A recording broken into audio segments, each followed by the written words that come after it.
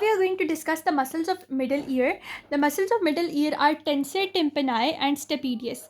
Now, major function of these muscles is to damp down the high pitched sound waves, and they are going to protect the inner ear. So tensor tympani, stapedius, both of them are going to damp down the high velocity sound vibrations to protect the ear from the massive vibration.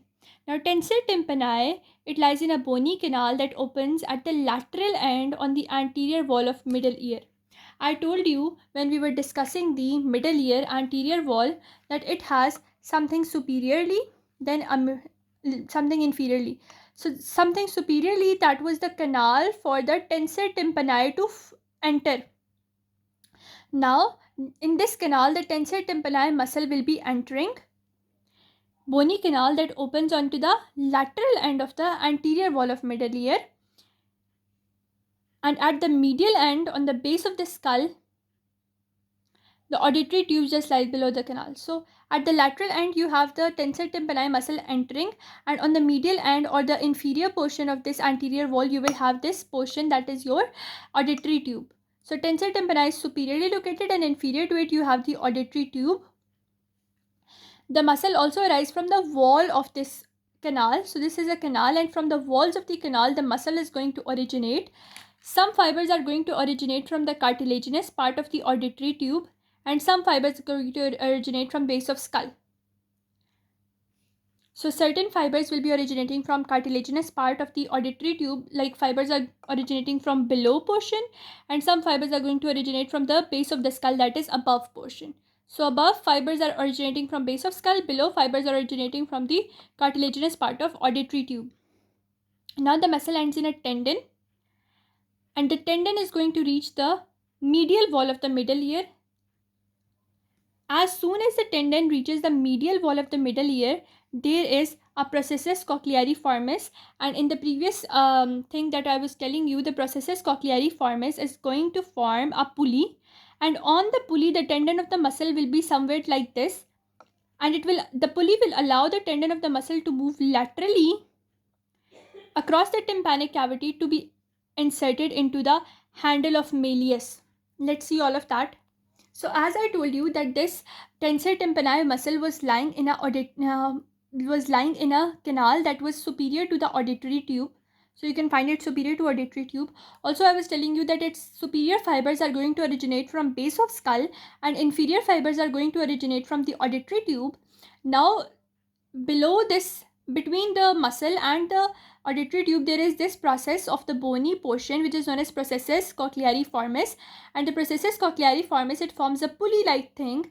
The pulley allows the tendon of the tensor tympani muscle to move laterally, and now this lateral movement allows it to end onto the handle of the malleus bone.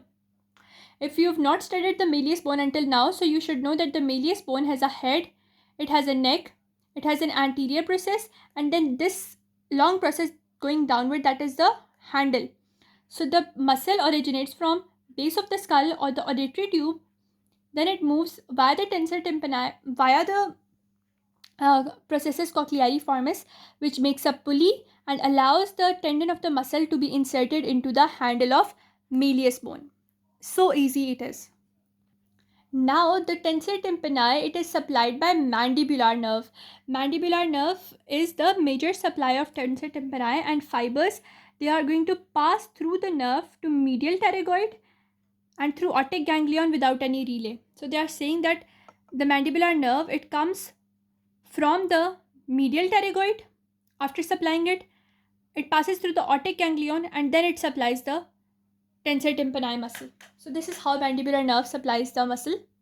Also, the muscle develops from the mesoderm of the first branchial arc.